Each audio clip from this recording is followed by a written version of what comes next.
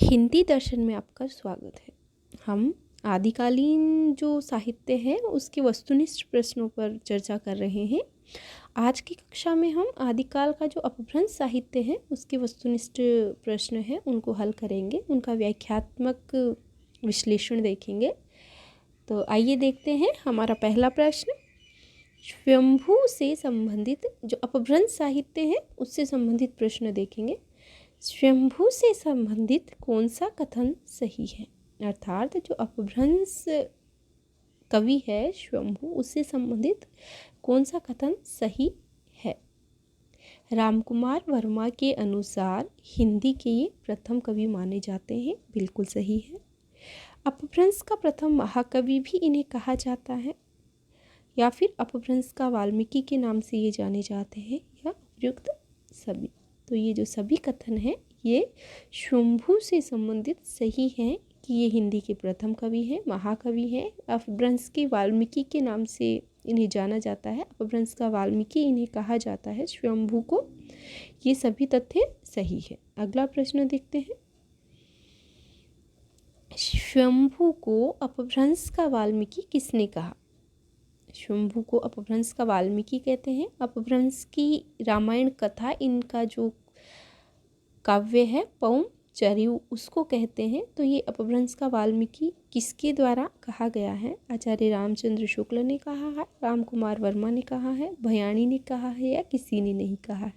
तो जो भयाणी हैं इन्होंने इन्हें अपभ्रंश का वाल्मीकि कहा है। अगला प्रश्न देखते हैं।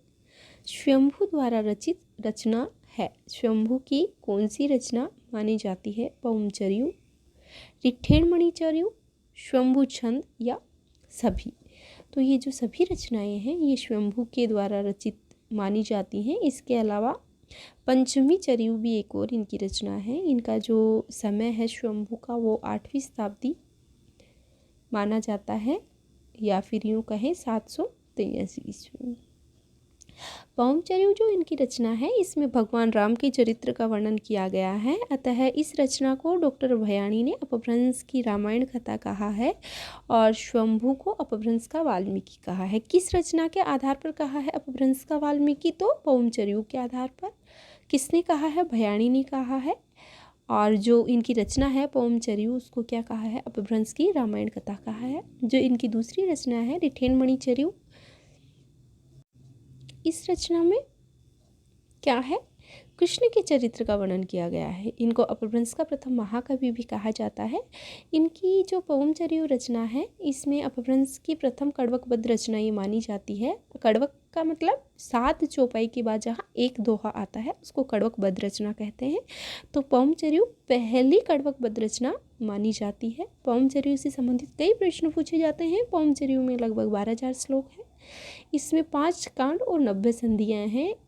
इनमें से जो 83 संधियाँ हैं ये तो स्वयंभू के द्वारा लिखी गई हैं, और शेष जो 7 संधियाँ हैं यह इनके पुत्र त्रिभुवन ने लिखी हैं।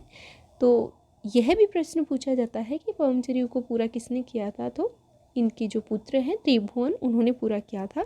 स्वयंभू के अनुसार पदड़िया या पदड़िया बंध के जो प्रवर्तक हैं वो चतुर्मुख नामक कवि माने जाते हैं। यह प्रश्न भी एक बार पूछा जा चुका है कि स्वयंभू ने जो पदड़िया छंद है या बंध है उसका प्रवर्तक किसको माना है? तो चतुर्मुख को माना है। अगला प्रश्न देखते हैं।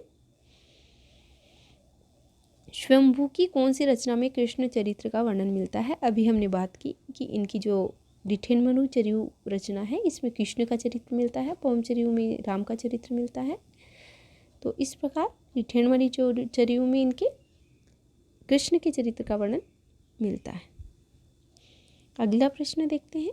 पौमचरिऊ रचना से संबंधित कौन सा कथन गलत है? यह प्रश्न आप अच्छे से देख लेंगे क्योंकि इस रचना से संबंधित यह प्रश्न कई बार परीक्षा में घुमा फिरा कर पूछा जाता है। कभी इसी रचना का वर्णन विषय पूछ लिया जाता है, तो कभी इस रचना में जो श्लोक हैं उनके संबंध में पूछ लिया जाता है, तो कभी कभी इस रचना से संबंधित कोई अन्य तथ्य उठाकर पूछ लिया जाता है, क्योंकि ये रचना स्वयंभू की अत्यंत महत्वपूर्ण रचना मानी गई है।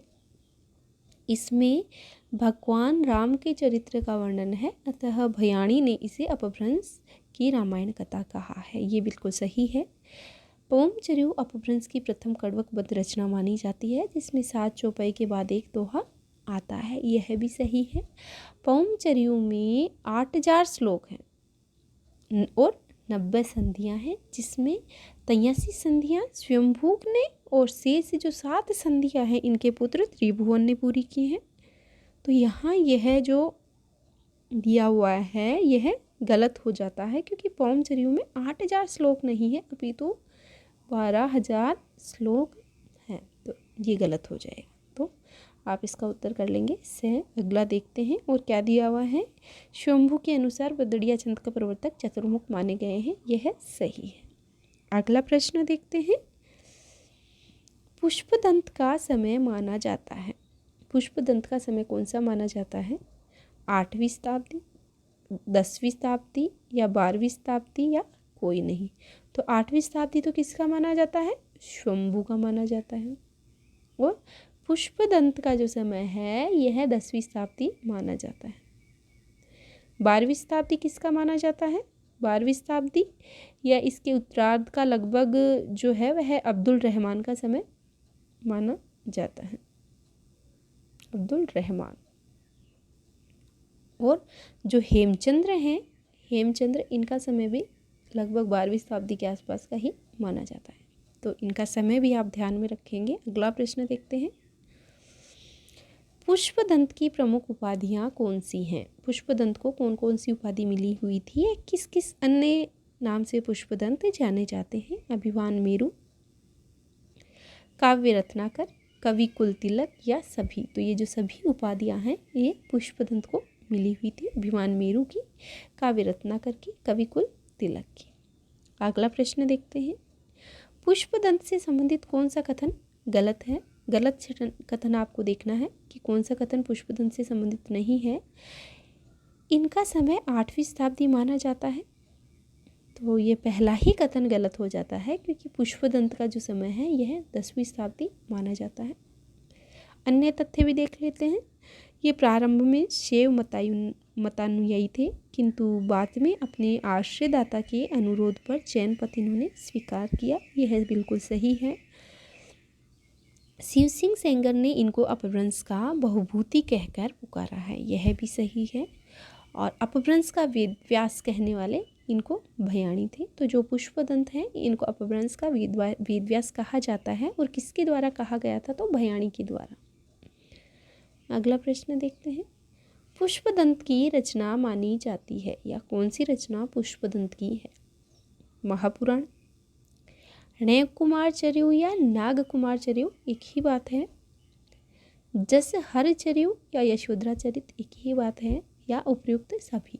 तो ये जो सभी रचनाएं हैं ये पुष्पदंत की हैं। महापुराण भी, णय कुमार चर्यु भी और जसहर चर्यु भी। इसके अलावा एक और इनका ग्रंथ है कोश ग्रंथ। ये प्रारंभ में शैव मतानुयायी थे, किंतु बाद में अपने आश्रयदाता के अनुरोध पर इन्होंने जैन पंथ स्वीकार कर लिया था, हम बात कर चुके हैं। साहित्य, शिल्प और तात्विक दृष्टि से इनकी रचनाओं पर जिन भक्ति का प्रभाव देखने को मिलता है। इनकी जो ये रचना है महापुराण रचना, इसमें 63 महापुरुषों का, या यूँ कहें कि 63 श्लाघा पुरुषों की जीवन की घटनाओं का वर्णन मिलता है। यह प्रश्न भी पूछा जाता है कि पुष्पदंत की कौन सी रचना में 63 महापुरुषों की जीवन की घटनाओं का वर्णन मिलता है। प्रसंगवंश जो रामकथा का उल्लेख है वह भी इस रचना में मिलता है। इन्होंने बड़े गर्व के साथ घोषणा की है कि जो इस ग्रंथ में है वह और कहीं मिल ही नहीं सकता। महापुराण रचना के कारण इनको अपभ्रंश का वेदव्यास कहा जाता है। जिस प्रकार पौमचर्यु रचना के आधार पर स्वयंभू को अपभ्रंश का वाल्मीकि कहा जाता है, उसी प्रकार इनकी रचना महापुराण रचना के आधार पर इनको अपभ्रंश का वेदव्यास कहा जाता है। ये मान्यखेत के प्रतापी राजा कर्ण के महात्म में भीम के सभा कवि रहे हैं, और ये स्वयं को अभिमान मेरु और कई उपाधियों से संबोधित करते हैं। अगला प्रश्न देखते हैं। भविष्यत कहा रचना किसकी है? यह प्रश्न कई बार परीक्षा में, हिंदी की प्रतियोगी परीक्षाओं में पूछा जाता है। सीधा सीधा प्रश्न पूछा जाता है भविष्यत कहा रचना किसकी है? तो धनपाल की है, पुष्पदंत की है, स्वयंभू की है या जो इंदु की है। तो जो धनपाल हैं इनकी यह रचना है भविष्यत का, और जो धनपाल हैं इनका समय है यह 10वीं शताब्दी के आसपास माना जाता है। पाश्चात्य विद्वान हैं एक, उन्होंने इनकी रचना को रोमांटिक महाकाव्य की संज्ञा दी है। रोमांटिक महाकाव्य कहा है धनपाल की रचनाओं के संदर्भ में।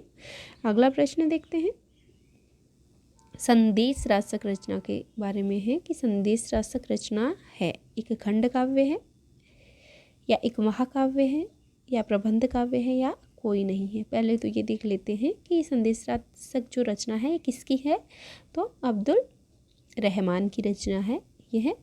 और अब्दुल रहमान का जो समय है वह 12वीं शताब्दी का लगभग उत्तरार्ध और 13वीं शताब्दी का जो पूर्वार्ध काल है वह माना जाता है।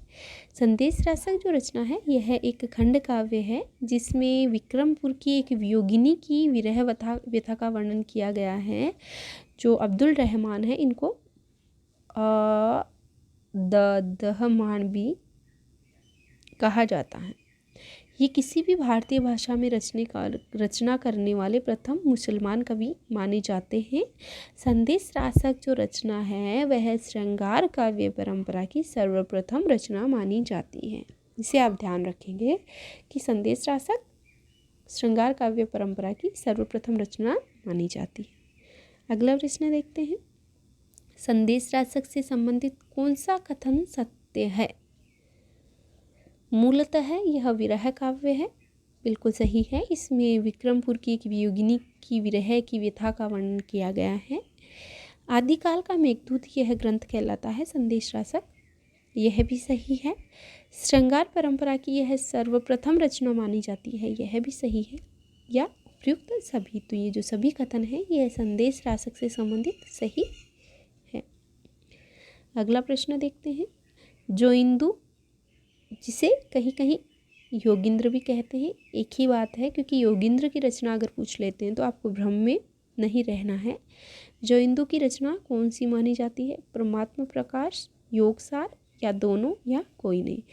तो परमात्मा प्रकाश और जो योगसार हैं दोनों ही रचनाएं जो इंदु की मानी जाती हैं। इनका जो समय है यह 6वीं शताब्दी का माना जाता है। अगला प्रश्न देखते हैं, कौन सी रचना को दोहों का उपहार कहते हैं। पाहुड़ दोहा को, श्रावकाचार को, योगसार को या संदेश रासक को।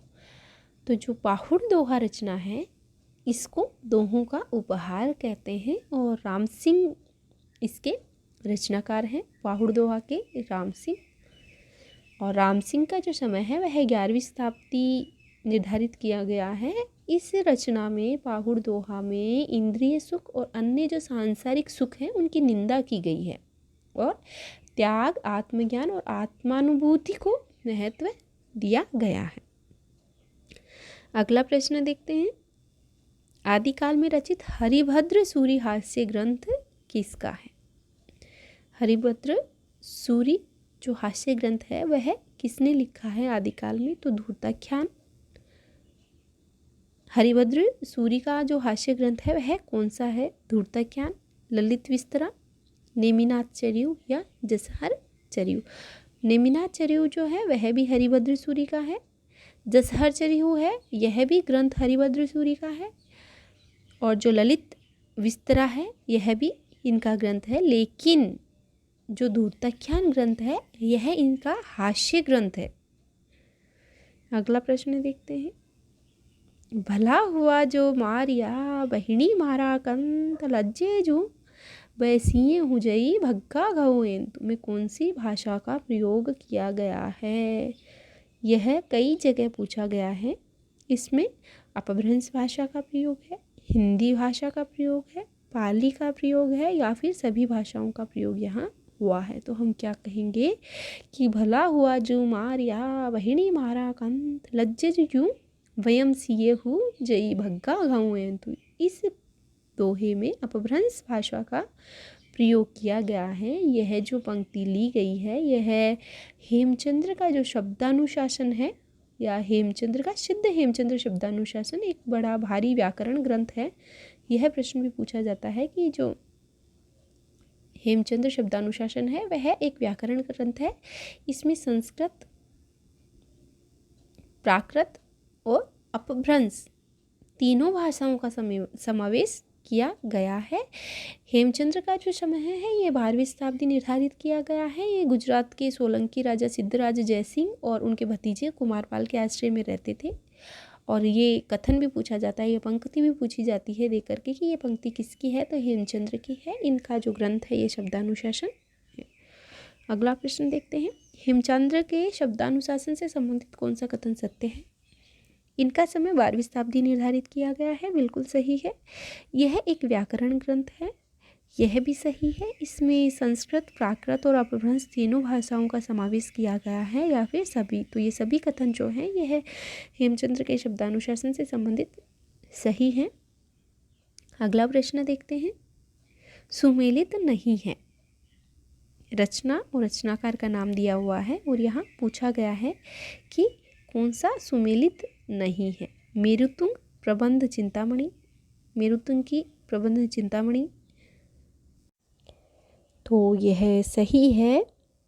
प्राकृत प्रकाश वररुचि की है, यह भी सही है। पृथ्वीराज विजय जयानिक की है, यह भी सही है।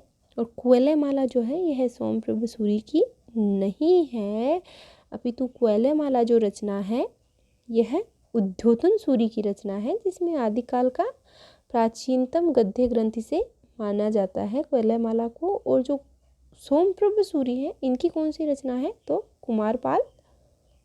कुमारपाल प्रतिबोध इनकी रचना है सोमप्रभ सूरी की। अगला प्रश्न देखते हैं। तो आज के लिए इतना ही, धन्यवाद।